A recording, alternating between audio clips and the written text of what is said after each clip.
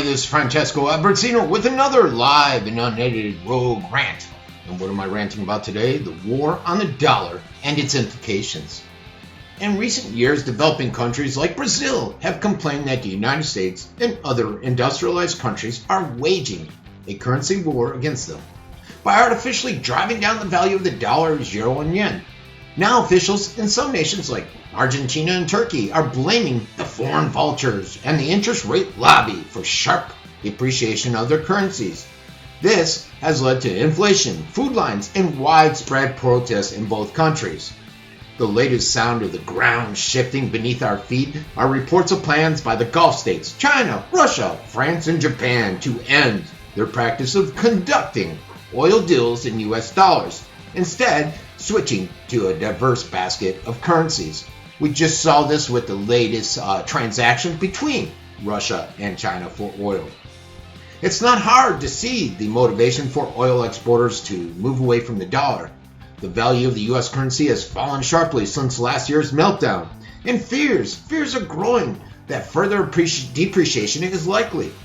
They do not want to sell their wares in return for currency with uncertain future, and I can't blame them. The US is not the dominant power that we once were.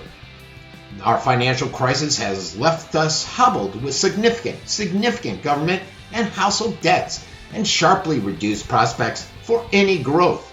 Developing nations such as China and India, on the other hand, have weathered the economic storm significantly better. We should not be sentimental about the dollar, folks. It makes economic sense for the world to trade in other variety of currencies. Relying on one only has an advantage of clarity, but it also creates instability if the economy that underpins it faces uncertain prospects, as we have seen with the dollar. Russian businesses are gearing up and they're changing their contracts from United States dollar to the Chinese and other Asian currencies. This is according to bankers and according to the news with the latest deal. Moscow's movement away from the dollar and towards Asian currencies underscores the Kremlin's attempts to pivot towards Asia as the ties with the Western powers have become strained over the Ukrainian crisis. The US and the EU have imposed sanctions on some Russian citizens and entities after the Kremlin's annexation of Crimea in March, and Western banks have reduced their lending activity in Russia. So Russian central bankers have launched measures to establish national payment systems that will reduce Russian reliance on Visa, MasterCard, and other Western firms. This makes complete sense from their perspective, folks. The world has never been in a position like this before, where all global currencies are fiat and dependent upon a central banking power. The push for the New World Order is inexorable. And make no mistake about this, folks. The wealthy elites are fully in control. Perhaps this is why so many of the precious metals community have miscalculated the timing for when gold and silver would take off to the upside, collapsing the Fed's fiat dollar. Ukraine is truly the test where East meets West. It is the US-led coup that is staging ground for the assault on Russia. And Obama is leading the charge, folks, choosing the drums of war to get his message across to challenge the supremacy of the dollar as the world's reserve currency. It can have serious implications. On the surface, though, it appears as though the East is almost in control of most of the supply of gold, the world supply of gold, folks, while the West remains in control of the gold pricing mechanisms, doing whatever it takes to preserve the fiat dollar as a world reserve currency for the international trade contracts.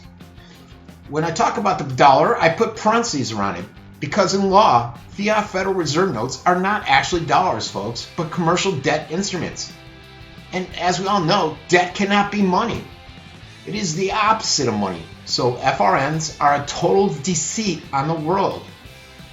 The formation of the BRIC countries, seeing a better alternative for trade between nations, has been a natural outgrowth to bypass the Western-controlled petrodollar.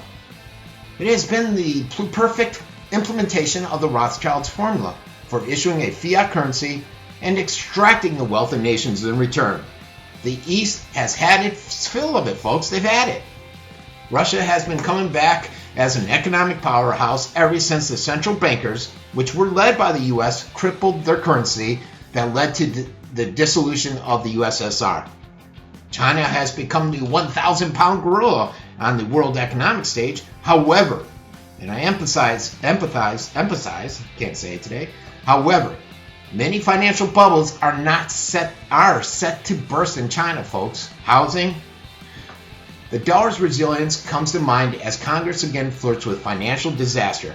How can the U.S. preserve its financial and security leadership role when it conducts itself with such ineptitude and such disregard for the consequences of the world?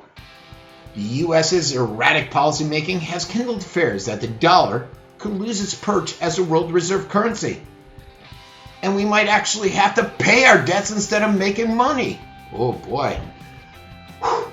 Today, almost 2/3 of the world's foreign currency reserves are held in dollar assets, mostly in treasury bonds. Nearly half the foreign debt securities in the world are in dollars, as are more than half the world's cross-border loans and deposits. It made sense for other countries to embrace the dollar in the earlier era when the U.S. was willing to act as the guarantor of global stability. However, folks, it is inevitable that the dollar will gradually lose its position on the world's monopoly reserve currency. In some ways, it already has. A gradual move away from the dollar makes complete sense. But without commitment from world governments to reduce their destabilizing global trade imbalances, we will enter a new era of uncertainty. And that could yet make us pine for the days of the dominant greenback. The job of the reserve currency is too big for the dollar to shoulder alone, folks.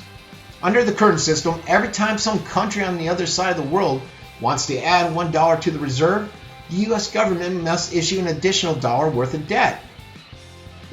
As a recent report about how to reform the world monetary system pointed out, the balance sheet of the U.S. government is not big enough to accommodate the reserves demanded by the rest of the world. Other currencies must eventually provide feasible alternatives. Yes, I do believe that the United States will inevitably lose its reserve currency monopoly. It can only be a matter of time before the world becomes multipolar. The question is, how will Americans handle this situation when we can no longer just print money to pay our bills and the government has to implement austerity to pay our bills? This has been Francesco Abbruzzino with another Rogue Rant.